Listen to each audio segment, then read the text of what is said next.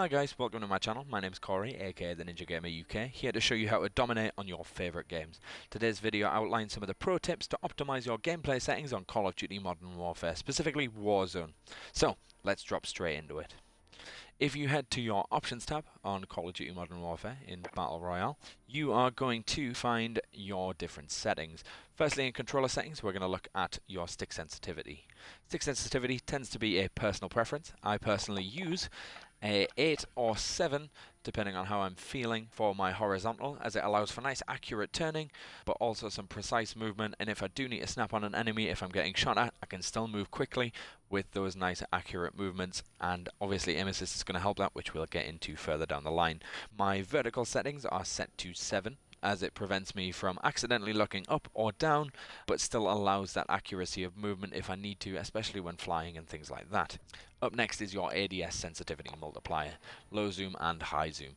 If you're using assault rifle or an LMG with a normal scope on, then obviously it's only low zoom you need to focus on. If you're using a sniper scope or you're using a sniper rifle, then your high zoom is obviously affected as well. Personally, I prefer to drop those down to a 0.7 to allow more accurate aiming whilst I'm on a target. It allows me to move slightly and make micro adjustments to get nice accurate shots on those high damage areas. Up next is your aim response curve. There are multiple different types of aim response curve. Your aim response curve is how your aim reacts in response to the movements you make with your thumbsticks. My personal preference is dynamic. Dynamic is stated in the game as a reverse S-curve response. This means you get a nice slow movement for the small movement at the start if you need to make micro adjustments. Then in the middle you get a nice slow even pace, and then it speeds back up to fast as you're pushing to either side of your analog stick just to make that nice quick turn if you're getting shot at by an enemy, and it means you can snap on those and get nice accurate shots in those high damage areas. Following that is your aim assist. My aim assist is preferentially set to standard. Aim assist gives you a slowing motion as you pass an enemy whilst you're aiming down sight. Standard aims slow upon nearing the target to give a nice accurate aim. It slows within a meter or so of either side of the enemy target, allowing you to snap on that player and get a nice accurate shot every single time. The next two as alternative choices are precision and focusing. Precision gives you slow movement directly in the center of the target. This does require a little bit more accuracy from the player, so if you're not 100% confident in your ability, then it's not something I would recommend, but it is nice as it does snap very well on a target, especially with a sniper rifle. Focusing, which is slightly wider than precision, but still not as great as standard. It is still in that center portion of the player, but once again, if you don't have that accuracy or the confidence in your ability to hit that shot every single time, it is not something I would recommend. Rotational and sweeping assist, which is moving your crosshairs across without aiming down sight, only works with standard, as it locks onto the enemy as you're moving across your crosshairs and allows you to turn quickly and lock onto your enemy to get those shots fired. Up next is your weapon mount activation. Personally, I have it set to double tap ADS. This allows you to double tap your aim down sight to lock into the mount.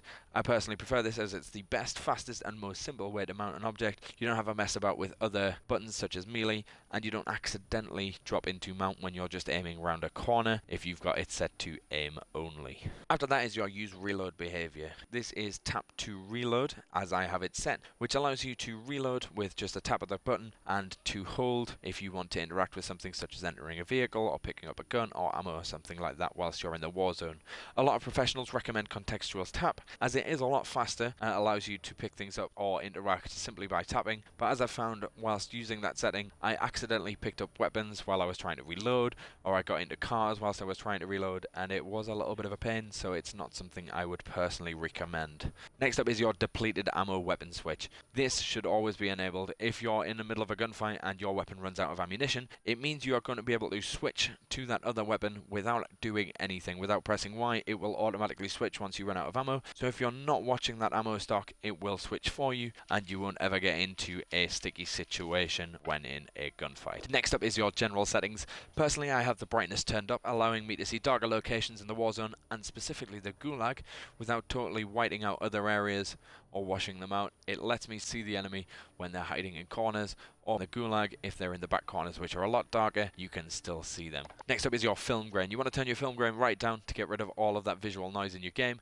It means no matter what distance you're looking, you're going to have a nice crisp image regardless, so you can see enemies at a long distance without them just looking like an 8-bit Minecraft character. So get rid of that noise straight away. Next up is world motion blur and weapon motion blur. Disable both of those. It stops the world and your weapon blurring as you move and allowing for you to see the surroundings better without it blurring. So if there's an enemy approaching and you're turning around, you're not looking at a blurred image, you're looking at a nice crisp image that you can lock onto straight away and get those kills. Next up is your heads-up display. In the heads-up display, you have a couple of different choices with your minimap. Your minimap shape and your minimap rotation. I personally prefer the minimap shape to be square instead of round, as it offers a third more of your minimap. This means if you're in that last circle, you have critical view of the buildings around you and your surroundings, so that you know if there are enemies pushing in on your location. You can see those extra little bits around the end of your minimap. Minimap rotation keeps the minimap oriented to the direction you're facing. I prefer to have the minimap move as I move, as it allows you to not confuse buildings and position orientation. Finally, your audio settings. I personally have the music turned all the way down as to not distract me, but not completely silent, as I don't want a completely silent lobby. It's just a little bit weird. Finally is your audio. In audio mix, I personally have this set to boost low. This allows you to hear footsteps easier. It means if there's enemies pushing on your location, or if you're in a building and you're not sure there's enemies there, you'll be able to hear their footsteps no matter what, because you are boosting those low tones, but you can still hear everything else just as loud and clear. That is all of my pro tips for your settings. This is going to let you optimize your gameplay and absolutely dominate games to the best of your ability without actually putting in any further effort into your game. My next video coming very soon is going to be a video on strategies on how to win more games in Call of Duty Warzone, specifically with a 3-man squad, as it is a lot easier to do so than Battle Royale solos, but if they do bring out duos, this would apply as well, but you will have to stick around to see that video. So if you did find something useful in this video, or you would like to see my later videos, please do like and subscribe, and we'll see you in the next one.